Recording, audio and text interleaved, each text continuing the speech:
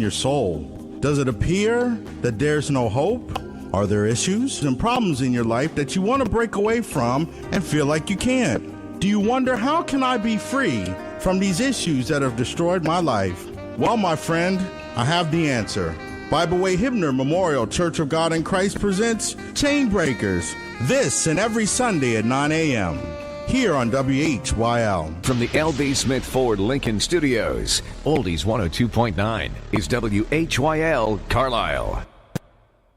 Welcome to the Real Estate Radio Guys, your weekly source for all things real estate. We're your hosts, real estate broker John Rainville and your mortgage expert Kingsley Harmer, discuss everything from mortgage rates to home staging for foreclosures and everything in between that affect the daily real estate market. Real people, real questions, real answers. Today's show is brought to you by www.pagoloan.com, your source for new mortgage loans. NMLS number 1018.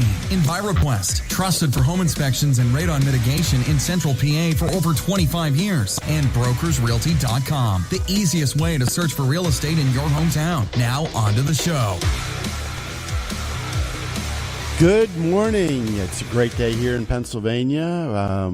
We had a busy week this week, didn't we, Kingsley? It was a fun week. Yeah, it was a fun week. Got to visit the wonderful town of Allentown, PA. Had a 2-day conference there for Brokers Realty. It was 7-star hotel. Yes, 7-star hotel with no elevator. Next time we'll change the venue. Maybe we'll do a cruise. I was thinking the cruise, or at the very least the Sands Hotel. I mean, yeah, let's go to Vegas or something. Let's just yeah. No. Oh, just stay right there at the casino. Yeah, I mean, if we're going to do it in Allentown, I still wasn't like the thrilled cruise with that idea. Restaurant we went to. No, that was pretty crappy, especially for the pricing. But you're in a casino. What do you do? That's true. It was definitely interesting. But I mean, it was 2 very long days. I can tell you that. But we had a great time, and we had about 50 of our agents show up over the 2 days, and got a lot of training out there, a lot of fast-paced training, a lot of new tips and tools for them. Well, today's show is going to be talking with a mover from Wagner's Moving and Storage, and he's going to be talking to us, giving us a little bit of insight into the moving business in case you're moving local or moving across the country. And definitely want to take some notes on this, folks, if you're planning to move and if you're not going to move yourself. The other day when somebody was moving, I heard they got the cops pulled them over in a U-Haul. Why? Because the cop wanted to bust a move. Oh, jeez. Comedy hour at its finest at 8 a.m. Hey, I have another moving joke, but I'll save that towards the end of the show. Oh, please do. We don't want to use it all up here early on. And John Stas is going to be talking with us later about plumbing issues in homes. Not that any of us ever have that. Never have any water problems. It's funny. Every topic we've had, it seems like I've had that same issue with one of my rentals in the last 2 weeks. Water, mold, roof issues, the whole 9 yards, and it all seemed to be on the same one. But that's why I think we had that great show on property management. Oh yeah, which was another good topic over this possible week. It was things to avoid. Come ask me. I'll give it all to you. I learned some things. Tenants can be a challenge if you're not doing it full time. So we have a moving company on, right? We do. We do. Wagner's Moving and Storage is going to be on. Okay. And then there's other options as far as moving as well. So, everybody's sitting there talking about moving, and of course, we can all do the U-Haul and get pulled over by the cops. Right. That's where you end up having to not only pack, but figure out how to throw stuff into a truck. Yep. And you see the pods. And drive it. Pods is another one, right? Yeah. And pods is, I think, one of the greatest concepts. Whoever came up with it obviously made a few dollars, and it makes sense, especially for people having to move out of state or out of the area in general. It's certainly a cost-effective alternative because you can order a pod. It can sit there, I think, for up to 9 months in your driveway or where you're moving from, assuming you don't have issues with it sitting there. and you can pack and store things at your leisure, right? And then have it stored until you get to where you're going or moving, and then they'll deliver it to your new residence whenever you want it delivered. And, you know, the downside is obviously, you know, you got to actually pack all the stuff, and you're responsible for all the stuff as far as whether it breaks or how to pack it. And in the move, if stuff gets shuffled around or moved, you could have some issues. But it certainly is a convenient option. And I think absolutely. Absolutely. You know, because I think the last time we moved, we did it ourselves. And, you know, that's crazy. It's just ludicrous.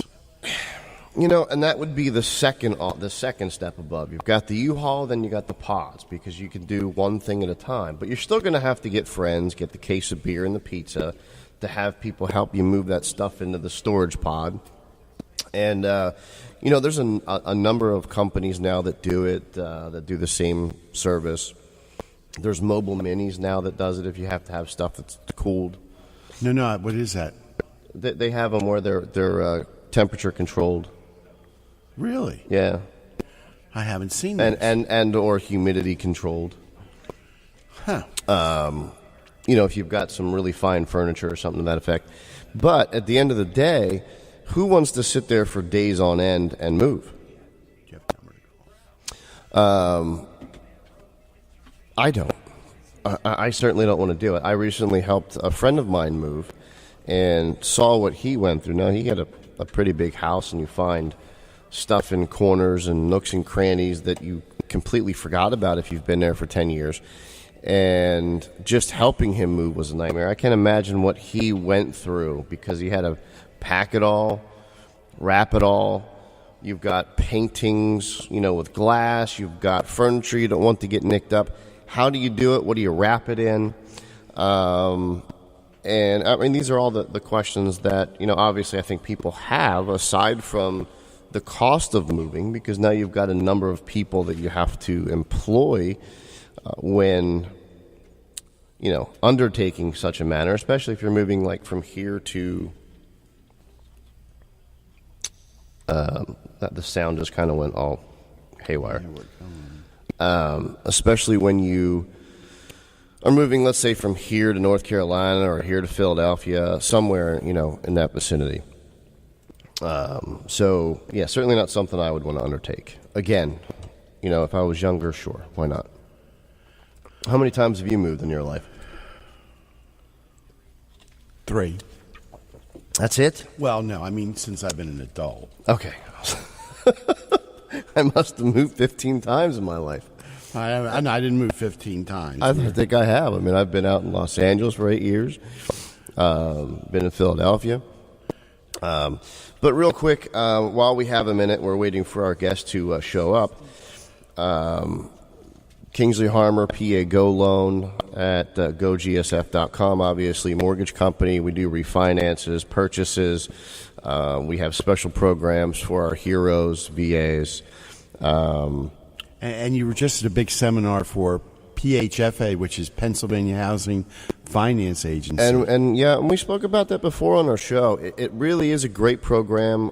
We just went through some training with them that go over many of the different programs that are available.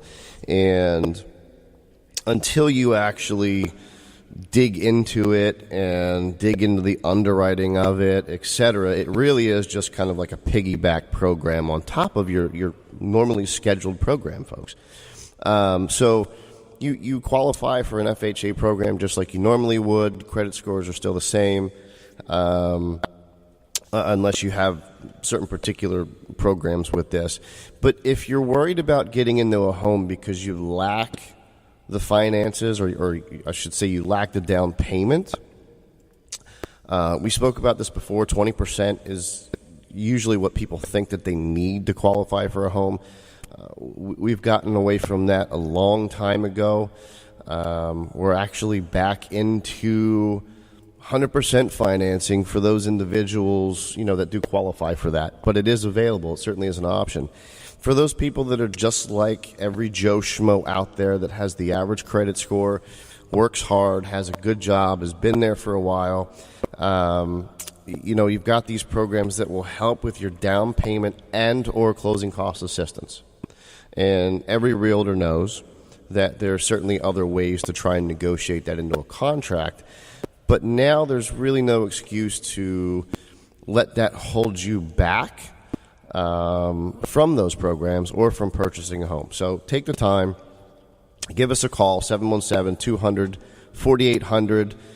Just have a quick conversation about where you're at and see if it's a possibility for you.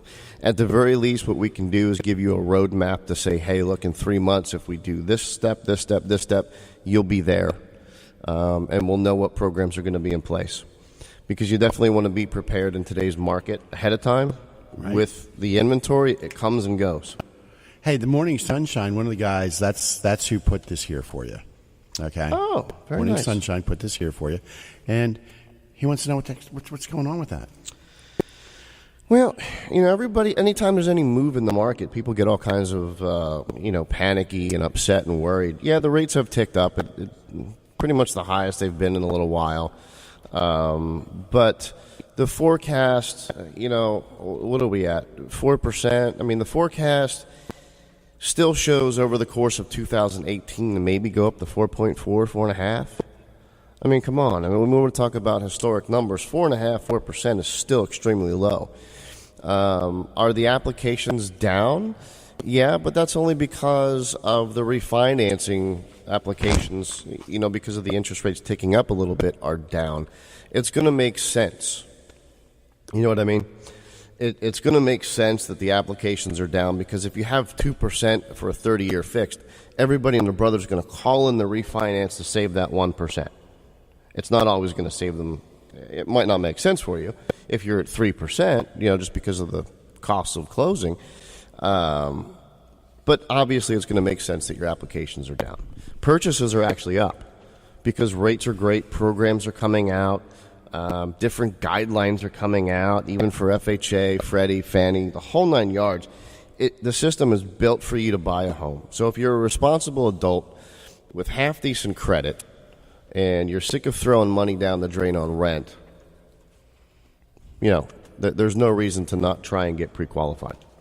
Well, you know what? I mean, I know our guest hasn't, dialed in yet, but let's talk a little bit about things. I'm going to go through like 30 questions you would want to ask when hiring a moving company. One of the first ones is, can you provide an on-site binding written estimate? Movers are known for, getting a contract that's all of a sudden there's extras when they get your stuff there to the door, right? You've heard of that, right, Kingsley? Right. Well, and it's funny you bring that contract up, because the first thing you want to do, I think, when vetting a company is to make sure that they're the actual moving company to start off with. In other words, you mean like they're not subbing it out to right. You know how you call? They always advertise on TV for those lawsuits. That's true. You see those commercials, right? Call us at ABC Law Firm, and we'll get the job done. And then in real small print underneath it says, we'll be subbed out to a local attorney, blah, blah, blah, blah, blah, blah, blah. There's a lot of those people that do the same thing for moving. They'll call you up, or you'll call them because you see an ad on Facebook or Craigslist or wherever it may be. You call up, they get all this information from you. And then they basically sell your information. You sign a contract with the quote-unquote lead company. But then all of those terms may or may not change depending on who the actual moving company is. Right? So you have to be careful about whether or not it is an actual moving company or if it's a sub-company. That makes sense. Yeah. And, I think, let's go through some of these things that you need to ask the mover. What do you consider extra services, and how much do you charge for them? Some of these guys are, they'll do full service. They'll come. I know, like a lot of the military movers, they come, they pack everything up, they label everything, they, do a great job on the military moves, and everything gets packed up high and tight sent to storage, and then when you get to your new duty station, then they send it on to you. You know, kind of like a full service pods almost. Well, because yeah, they store it for you. Full They service. pack it and move it. Yep. And another thing you want to ask the mover is, hey, what deposits do you collect, and what's your cancellation policy? You know, if a deposit exceeds 20% of the total moving cost, you should make sure it's refundable. I mean, that's good advice. And you know, I guess they do everything on weight. You know, so they want to know if, you know, you should ask, do they provide an inventory? Well, I would think the inventory would be one of the most daunting tasks when moving, especially if you've got a big house. And the scary part is you're thinking in the back of your head, well, if I'm going to let the moving company do the inventory for me, how can I trust them to tell me that I've got all of, you know, the inventory left after they leave? Right. And you want to know how they bill. I mean, how they charge. I mean, do they charge like full hours, 2/3 of an hour? You know, is it like in 6-second increments? You know, how am I going to get billed, you know, when these guys are here, you know, unloading and loading me? And, you know, something else is you can always ask if they offer any discounts or promotions. You know, many times they do for veterans and senior citizens. You know, you never know. And always ask for a discount, right? I mean, I do. Have you ever hired a moving company? No. Next time, maybe. I'm curious as to what the cost is. Well, I am too. And But I can tell you I'm definitely hiring a moving company. You are? Oh, yeah. Okay. There's no way I'm going through that again. You know, after you move so many friends, I'm just not doing it myself. Now, let me ask you, you're going to pack your own belongings? I'm going to pack the stuff that I believe is most important to me. Well, they say that's what most people do. Like the first 2 days, they will pack up everything, but towards the end, they just get you know how you have that junk drawer in the kitchen? You just get boxes and toss a bunch of crap in all at once. Right, it's got everything from toothpaste to your underwear in there. Whatever. Oh, no. whatever's I'm going to getting let thrown them in. pack it and do whatever wrapping that they can, because they supposedly are the experts as far as how to certainly pack certain things, right? Like bubble wrap or newspaper wrapping or whatever it is that they use. And the big key on that is what type of insurances are there and documenting what shape the property was in before the movers came in to do it. So, for example, if I've got a what do they call that? My grandmother left me a library table. Okay. And it was refinished, it was restored, it's gorgeous, and that's going to be one of the things that I'm going to worry about in the move, and I'm going to want to take pictures of that sort of property and see what sort of shape it's in before the movers come in and wrap it and do the move, etc. So when you're done, you've got stuff that's documented to show what shape it was in before. And on top of that, I would think that one of the next most important things is, without getting Bob and Barry down the street with a $200 truck they just got at the junkyard, what sort of insurances? What insurances do they have? And the amount of insurance? What payment plans? How do they let you pay? Because if they say cash only, you got a rogue mover, right? Almost all of them will take credit cards or cashier or bank's check, at the end. I would at least want somebody to be able to take a credit card, because if you think about it, they're at least established, right? They're an established actual company. The other thing is how do you know, especially if you're moving cross country, that they're not just going to drive away with your stuff? Number two, I would never pay them all up front, because what's the incentive to get your stuff there safely if they're already paid or on time per your contract, for example? And I'm sure you run into this as a realtor occasionally, where you've got people moving into a house that you're settling on, let's say on Friday, right? Have you ever run into a situation where the movers were late or early? Well, no, I never used a mover. My buddies always showed up as soon as the beer arrived. No, but has any of your clients ever had issues with the movers? Well, I had one time where they were moving out of state, and when they got there, the problem was the guys wanted cash at the end. And, they had to scramble to get the cash, but I think the people were holding them hostage. They wouldn't take anything off the truck until they had cash. That doesn't sound normal to me. Well, what was it? Was it the guys or was it the company? I think it was the company.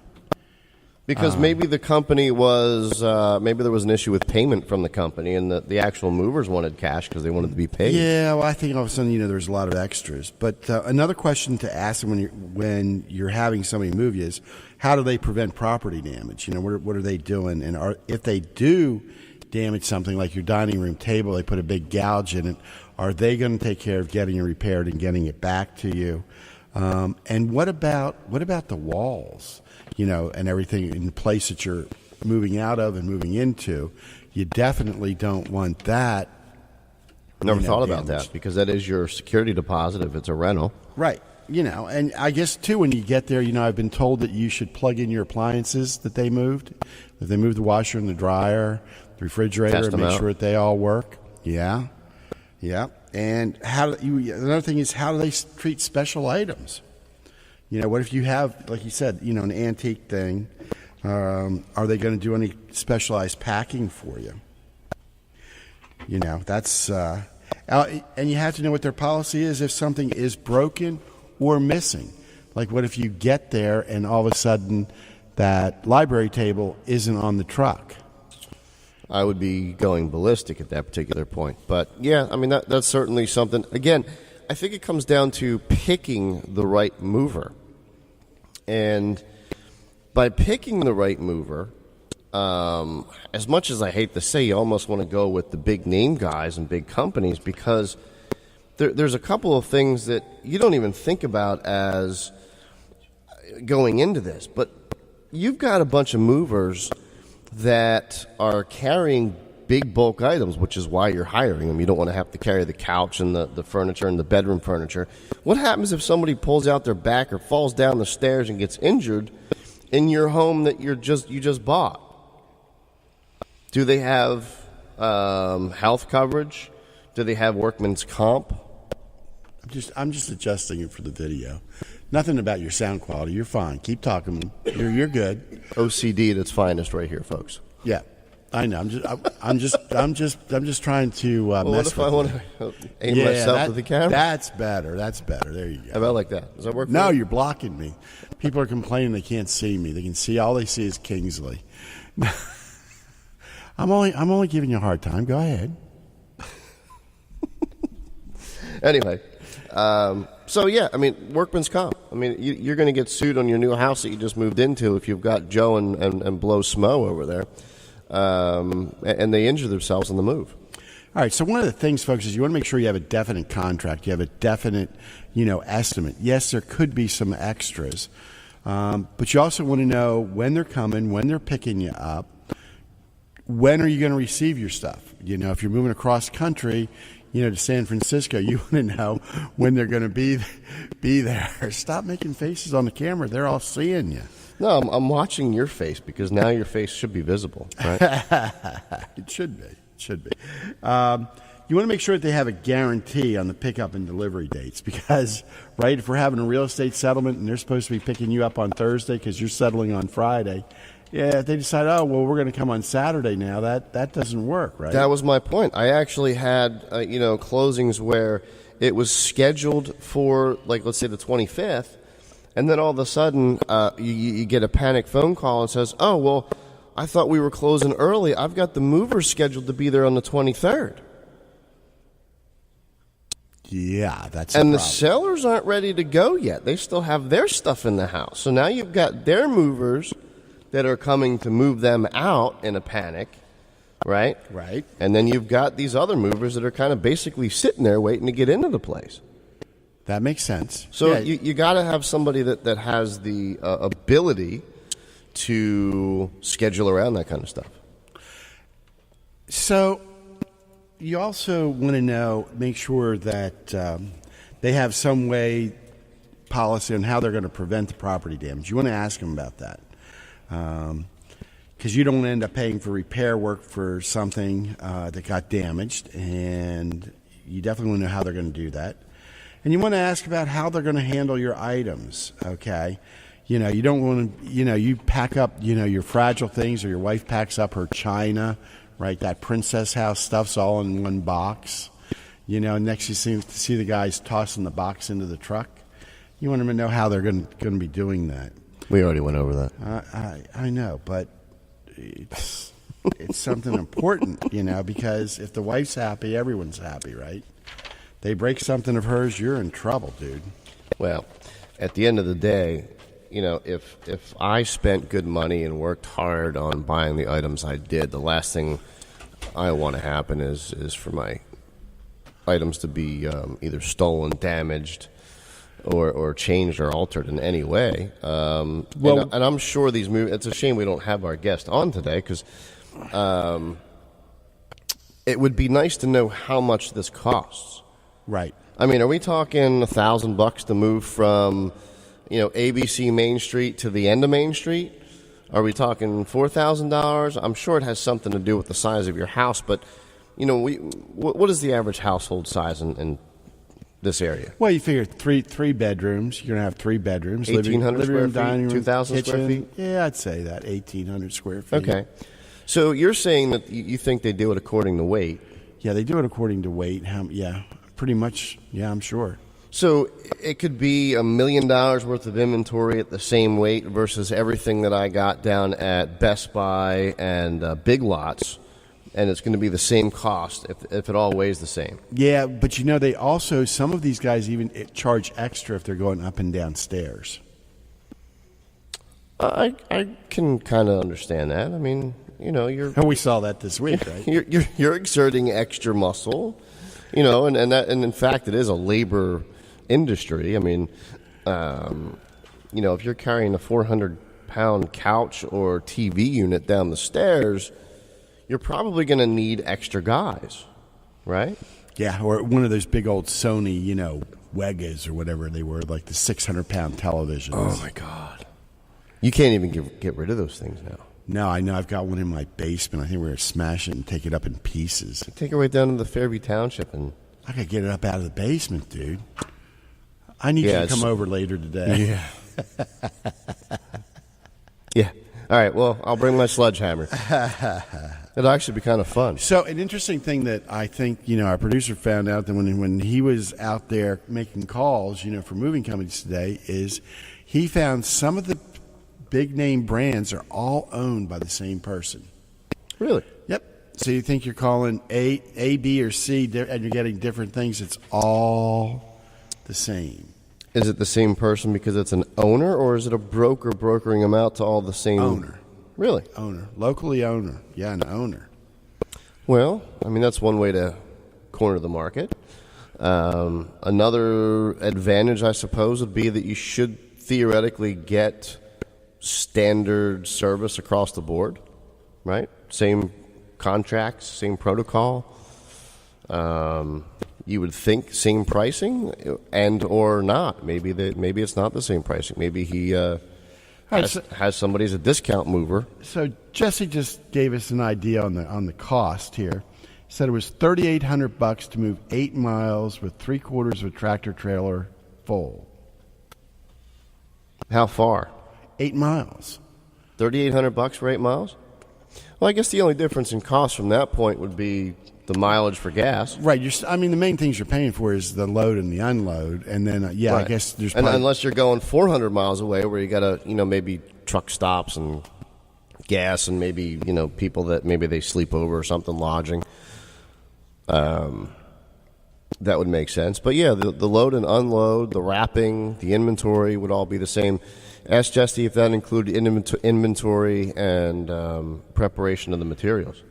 Yeah, Jesse, type it in there, buddy. Did that? No, it didn't. Oh, he said no. That was just loading and unloading. Wow.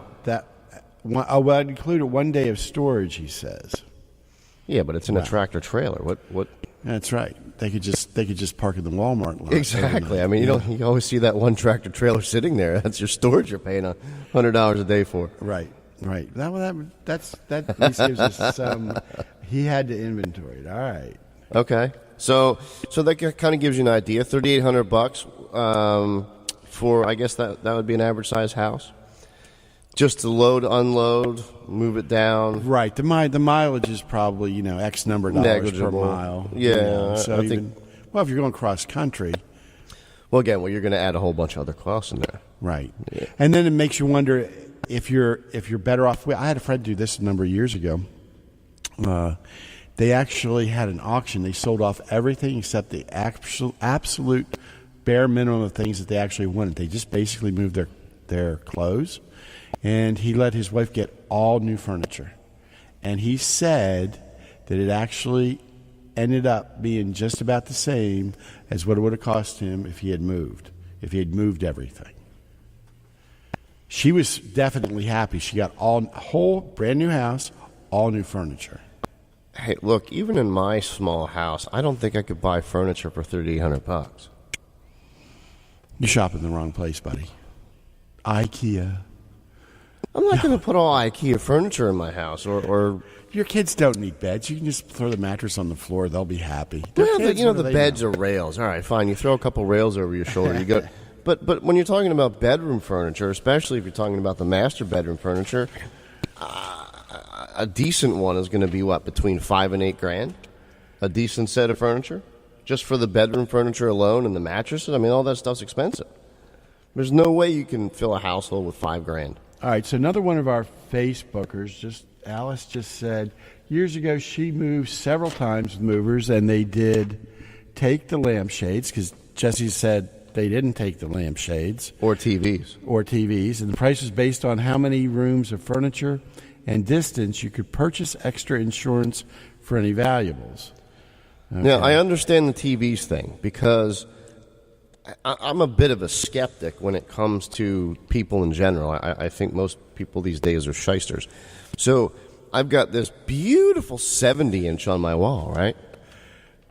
And I swear it worked before it was moved. And you get there, you plug it in. See? Nothing's happening. And that could be that fabulous TV that was sitting down in the basement that you didn't want to move out for 10 years. Right. Probably hasn't been plugged in 7. Right. So it was working, I swear, before we moved. Yeah, that's right. And now you get a brand new TV out of it. So that's probably why they came up with that policy after paying for how many TVs. That's right. It's sort of like hot tubs. People always want to take their hot tubs, it seems like, when we're selling their house. Hot tubs in the old washer and dryer. What's up with that? I'm leaving them with the house. I don't have a hot tub, but the washer and dryer, trust me, dude, they're going with the house. The only hot tub that I could think about moving, they've got those really cool new portable ones for like 3 people where you lay it out, you fill it up, and you stick a pump on it, and you got a hot tub. Have you seen those? Yeah, Big Lots. No. They're really nice ones. They're like $3,000, but they're really sturdy, and you can literally drain them and move them real easily. And it's got all the same kind of equipment. Heats the water and everything. Jets, water, blowers, the whole 9 yards. But they're in essence kind of portable. Now that one I might take with me, just kind of like the pools that you get at Big Lots. They had the 10-foot pools that you can take down and put back up somewhere else. I don't think so. All right, listen, I'm going to tell you the joke because this ties in with something. Jesse's just leaving the wife with the house and get a new one. So I don't know if this is urban legend or anything, but on moving day, this lady spent the first day packing her belongings into boxes, crates, suitcases. On the second day, she had the movers come and collect her things. On the third day, she sat down for the last time at their beautiful dining room table. Obviously, folks, this was a divorce. By candlelight, put on some soft background music, and feasted on a pound of shrimp, a jar of caviar, and a bottle of Chardonnay. I think it was probably 2. But when she'd finished, she went into each and every room and deposited a few half-eaten shrimp shells dipped in caviar into the hollow of the curtain rods. She then cleaned up the kitchen and left. When the husband returned with his new girlfriend, all was bliss for the first few days. Then slowly the house began to smell. They tried everything, cleaning and mopping and airing the place out. Vents were checked for dead rodents, and carpets were steam cleaned. Air fresheners were hung everywhere. Exterminators were brought in to set off gas canisters, during which they had to move out for a few days, and in the end they even paid to replace the expensive wool carpeting. Just trying to get rid of the stench. Nothing worked. People stopped coming over to visit. Repairmen refused to work in the house. The maid quit. Finally, the couple could take the stench no longer and decided to move. A month later, even though they had cut their price in half, they could not find a buyer for their stinky house. Can you imagine that? Well, they didn't have that ozone machine I lent you. Word got out, and eventually even the local realtors refused to return their calls. Finally, they had to borrow a huge sum of money from the bank to purchase a new place. The ex-wife called the man and asked how things were going. He told her the saga of the rotting house. She listened politely and said that she missed her old home terribly and would be willing to reduce her divorce settlement in exchange for getting the house back. Knowing his ex-wife had no idea how bad the smell was, he agreed on a price that was about 1/10 of what the house had been worth. But only if she were to sign the papers that very day. She agreed, and within the hour, the lawyers delivered the paperwork. A week later, the man and his new girlfriend stood smirking as they watched the moving company pack everything to take to their new home, including the curtain rods. I kind of saw that coming, but of course my mind was going in a bunch of different directions with that fishy smell joke. Come on, that was a good real estate related one. That was a great real estate one. However, come on. How long is a half-eaten fish shrimp shell going to smell that badly in order to get the carpet taken out? Really? It's not going to last that long. I mean, it's like if you find a dead rat or a dead mouse in the wall, right? It's going to stink for a day, and then it's going to dissipate. So you think it's urban legend? I'm thinking it could be based on a true story, but the odds are not there. Well, maybe she put goldfish or something in those curtain rods, too. I don't know. Oh, goldfish. All right, well. All right, it's a bit far-fetched, but I like it. Yeah, it's a funny makes tale. any sense. Well, unfortunately, our buddy didn't call in from Wagner Moving and Storage, but I do have links for them. I did put them up on the site, the link to their Facebook page and a link to their page. So maybe he'll call in next week. I don't know. I'll have to check our schedule to see if we're available. We're going to be able to get him on, yeah. That's right. But the good news is our friendly neighborhood watchdog here, John Staz, is on time like he is every single week. He's rock Morning, solid, guys. dependable. How are you doing, buddy? Good morning, John. How are you? Good. Did you say I'm in the Bahamas? Are you in the Bahamas? Are you in the Bahamas? I thought No. I thought the hurricane did some damage there. I didn't know you could be down there inspecting. Yeah. I got to have two agents right now. They're in Costa Rica. They want to open an office there. Yeah, if you need somebody to do a home inspection, I'm in. All right. That sounds good. I'm sure that the fee is including the flight and the hotel down there, too. I'd be all for that, too. I'll be your trainee for that week. Okay, awesome. We'll get it taken care of. John. Awesome. John, get on that. So, we're talking about plumbing issues today, John? Sure, yeah. So when you're buying a house, one of the important systems that we inspect that we're going to talk about today is the plumbing system. When we inspect the plumbing, we follow the ASHI standards, and they dictate a procedure that we use to inspect the plumbing system. Now, with the plumbing system, it's interesting because a lot of the important components are not visible, such as the pipe that connects the house to the public plumbing. If it is on public plumbing, is buried underground, so we can't see that. A lot of the plumbing system is behind the walls and may not be visible. So we're inspecting part of the system to try to get an overview of the overall condition of the system. So important things that we look at would be the type of the supply and the waste lines, the type of material that's used.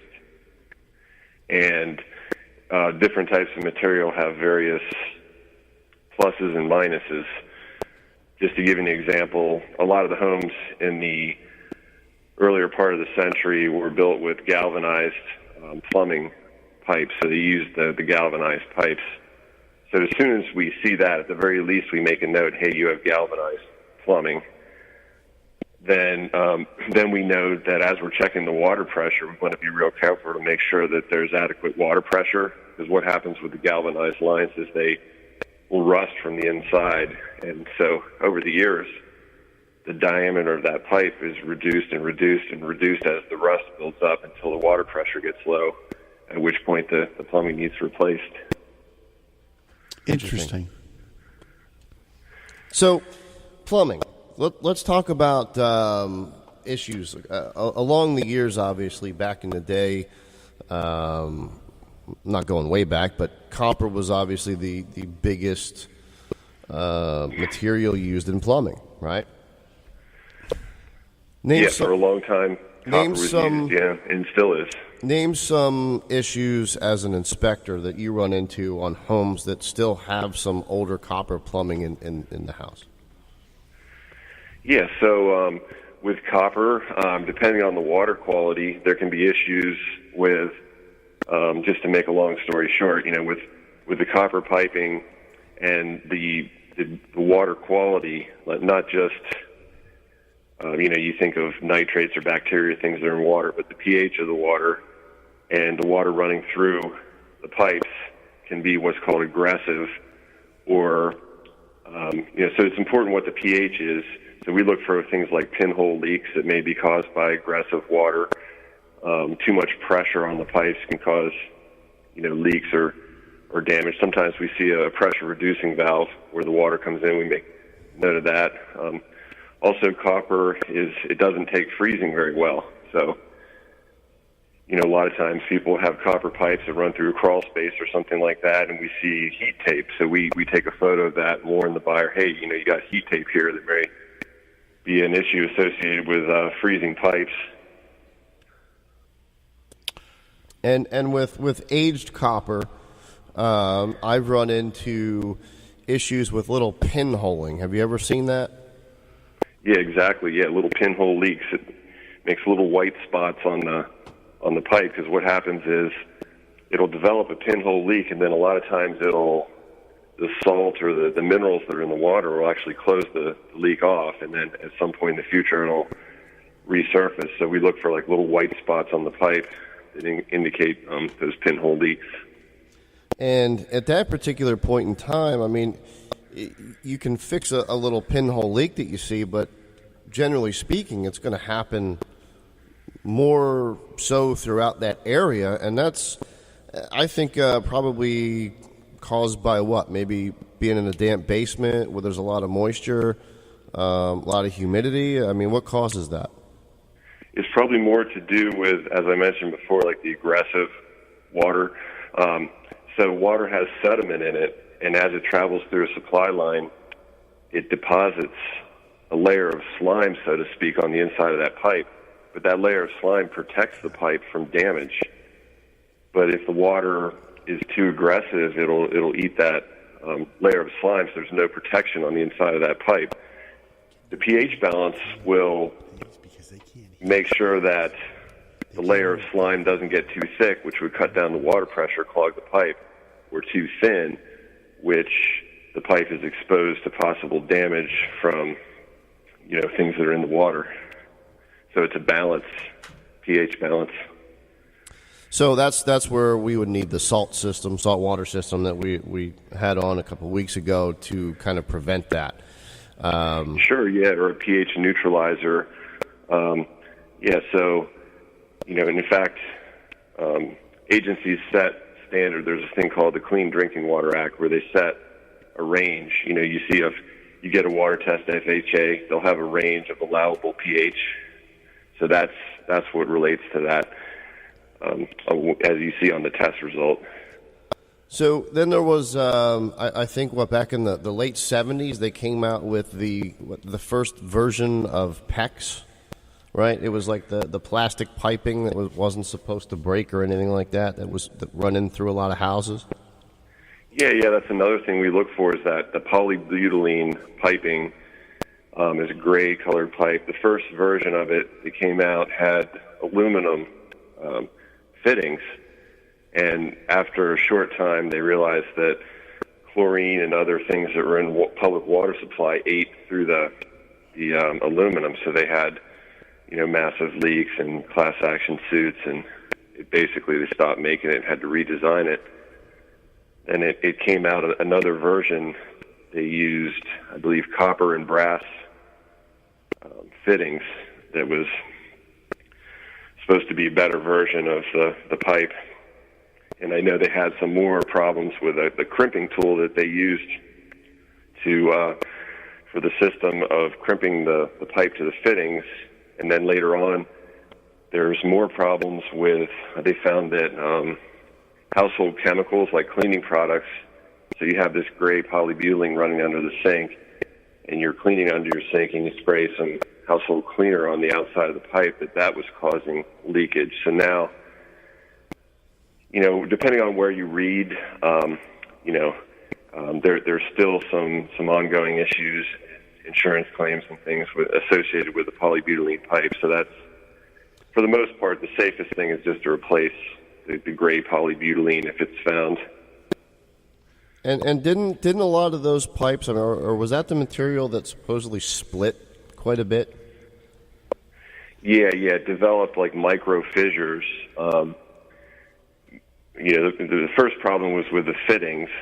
Then later on, they found this other problem, that it would develop little micro fissures in the pipe and start leaking. So when we're doing a home inspection, we point out that it's there. And, I've seen some houses that have it, and I guess it must be associated with the water quality, but there's no problems. It's been in there 20, 30 years, no repairs, no evidence of repair. And then other times I see houses where half of it's been replaced. So in that case, we advise people, hey, look, they replaced half of it. You're probably going to have to replace the rest of it. So, But the safest thing is just to replace it when you run into the polybutylene. And, so. And that's what you recommend when you see it in the houses, if they're still? Yeah, we make people aware of it, and we send them to a website where they can read for themselves and decide on their own. Do you actually see that in many houses these days, or is it all but phased out at this point? We still see it.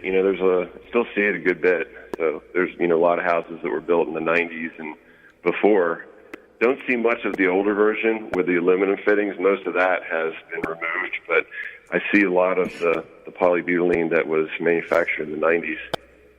So now the newest and greatest thing is this PEX piping. You see it's the red and blue plastic-looking stuff that runs through, a lot of the new builds. Easier shut-offs. It's obviously much easier to install if you have the right tools. It supposedly expands and contrasts with even freezing temperatures and extremely high temperatures. And I haven't seen any issues or heard of any issues with them breaking or popping or anything like that. But I have heard a lot of states have outlawed it due to the possibilities of chemicals seeping into the water supply. Is that something you've heard or have seen? Yeah, I haven't heard about the issue of the chemicals in the water supply. I know it's a great system with it's called a ManaBlock system, where you basically have a manifold in the basement. So let's say you're doing a plumbing project in your kitchen, you can shut off just the kitchen without turning off the rest of the water supply to the house. And the other advantages of, as you mentioned, the ease of installation. It's a lot less expensive to install. It's a lot cheaper to install. The product is cheaper than copper and some other plumbing materials. It can freeze without substantially damaging the pipe or bursting the pipe when it thaws back out. So there are some distinct advantages. So when you see that in a house, when you're doing your inspection, I mean, that's an A+ from your standpoint, having the PEX in there. Sure. Yeah, we show people, hey, the man-in-block system, here's where your main shutoff is, and then it's usually labeled, each hot and cold supply that you can turn off for each room, bathroom, kitchen. So, yeah, it's usually a plus when we find that at a home inspection. Now, go ahead. Go ahead. I was going to say, when you have your inspections going on, there's obviously no way to pull walls off to check the plumbing that's hidden in the walls, but are there any signs that the average homeowner can see that there might be a plumbing issue? Sure. One thing I want to say, sort of as a public service, and so as you're buying a home, a lot of homes are older on the market, and as I mentioned at the beginning, the pipe that goes from the house to the street is buried, so you can't see that. So how do you know if that's any good? So, we have to sort of rely on seller information. Has that pipe been replaced? You see a new sidewalk and fresh grass where they dug it up and replaced it. Have the neighbors had to replace theirs? Another thing we look for is in the basement at the main cleanout, the main sewer cleanout, which is where you would access that pipe. Do we see like a Roto-Rooter sticker? That's not a good sign. That means Roto-Rooter's been there. They've had to clean that pipe out. So what happens is the pipe that goes from the house to the street, a lot of times it's terracotta, underground. Trees get big. They're looking for water. It gets dry out. They send their root system into that pipe and it clogs it. So Roto-Rooter has to come in, send a blade through that pipe to clean it out. So, but once roots get into those pipes, maybe you can clean it out a few times, but that pipe's going to need replaced shortly. So the options are, hey, we see that Roto-Rooter sticker. We advise people sometimes that there's optional insurance you can get from the water company usually, where you pay an extra $20 or $30 a month, and they insure your waste line or your supply line connection from the street. So if something like that needs to be replaced, it could be a $10,000 repair. It's covered under that little insurance that you pay every month on your water bill. And I think another quick little tip, if people have noticed maybe their water bill has gone up, and every month it's been $30 a month for the last, umpteen years, and all of a sudden it's 36, 37, 38, and just kind of ticking up, you obviously have a little bit more water usage than you normally did. Aside from making sure that your 14-year-old daughter isn't taking 3-hour showers every day, there might be a drip somewhere or a leak somewhere, causing that water to come out in excess of your normal use. Yeah, homeowner tip on that. A lot of times we find a flapper valve on the toilet will leak just a little bit. That can really run up your water bill quick. A faulty flapper valve on the toilet. Or even a drip in the sink, right? I mean, that adds up over the course of a month. Yep, it all adds up.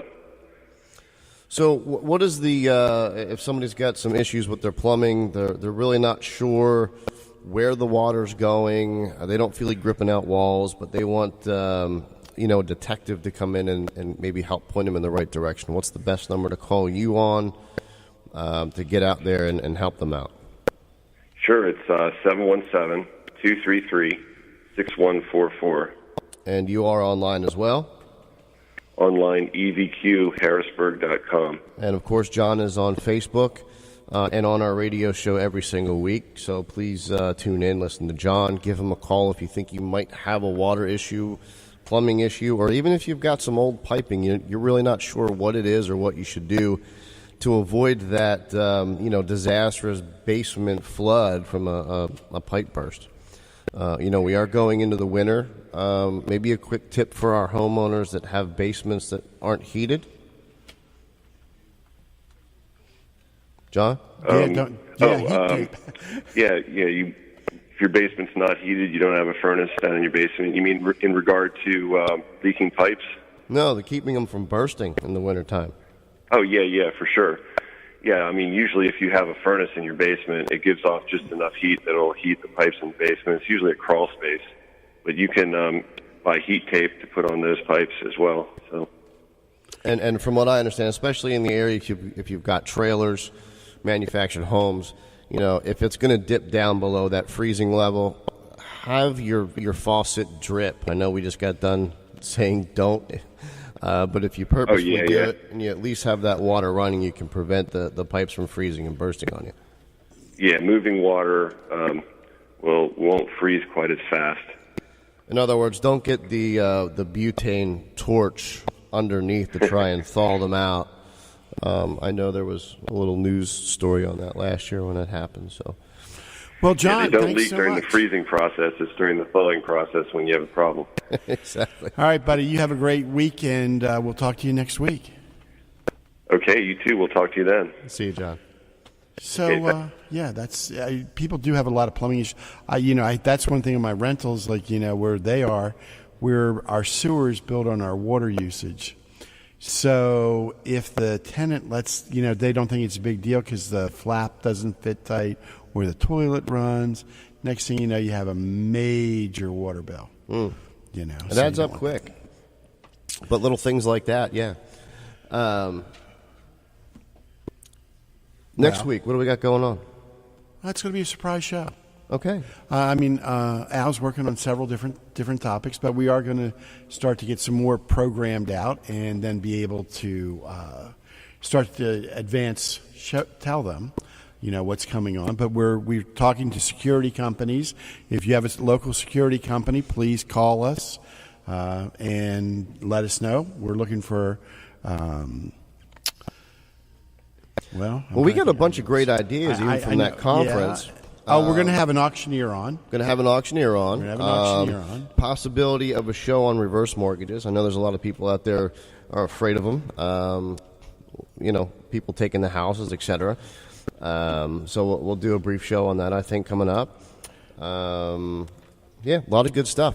So, hey, thanks for tuning in today, guys. As always, visit our Facebook page, Facebook.com/Real Estate Radio Guys. You can always visit us or give us a call individually. Kingsley Harmer, PAGoLoan.com. John Rainville, Brokers Realty. Until next week, real questions, real answers, real people. All right. Back to the show, the Real Estate Radio Guys with John Rainville and Kingsley Harmer. Thanks so much for listening to this episode of the Real Estate Radio Guys with John Rainville and Kingsley Harmer. For more great content and to stay up to date, visit PAGoLoan.com, brokersrealty.com, and Facebook.com/Real Estate Radio Guy. If you enjoyed the episode, please rate and review, and we'll catch you next time on the Real Estate Radio Guys. Got great music. The songs that everyone likes. It brings back a lot of memories from the past. 102.9 HYL. Joe Ricky plays good time oldies. WHYL.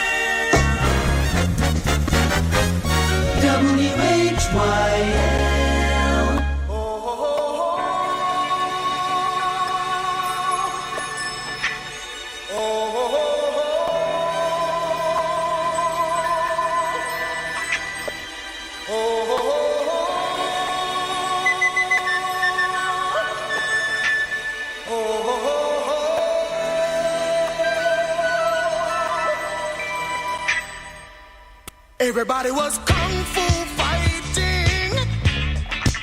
Those kids were fast as lightning. In fact, it was a little bit frightening, but they fought with expert timing. There were funky Chinamen from funky Chinatown. They were chopping them up, they were chopping them down. It's an ancient Chinese art, and everybody knew their part. From a fainting to a slip and a kicking from the hip, everybody was kung fu fighting. Those kids were fast as lightning. In fact, it was a little bit frightening, yeah, but they fought with expert timing.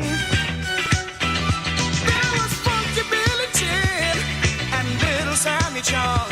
He said, "Here comes the big boss. Let's get it on." We took a bow and made a stand. Started swaying with the hand. A sudden motion made me skip. Now we're in